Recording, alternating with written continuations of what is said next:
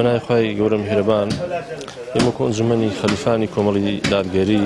باوکاری بەرنامەبەخشین و باوکاری خێرخوازان هەستاوین بە ئەنجامدانی سونەتی قوربانی لێرەوە دەستخۆشی لە خێرخوازان دەکەین کە ساڵانە هاوکارمانن خوای گەورە پاداشتیان داتەوە. پرۆژەکەشمان زیاتر ناو خەلیفان و دەوروبەر و گوندەکانی دیتەوە زیاتر لە خەرچی فەقیر و هەژار و کەم دەرامەت دەکەین لێرە خوای گەورە پاداشتی خێرخوازان داتەوە و عەدەدەکانیشان چار ڕەشەوڵاغی گەورە بووینە و 22 حیوانی گسکە بووینە. بەناوی خوای گەورە میهرەبان ئێمە ئەمڕۆ لە سێم ڕۆژی جەژنەوە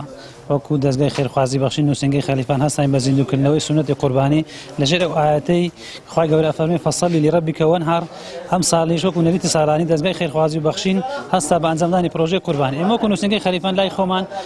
ئەم سونەتەمان زیندوو کردەوە و شایانی باسە دەستخۆشی لەو برایانەکەین بە وەکو تیمێکی خۆبەخشانە یارمەتیان داین خوای گەورە پاداشتی هەموو خێرخوازان و خێر و مەدام داتەوە کە هەمیشە پاڵپشتی دەستگای خێرخوازی بەخشین بووینە.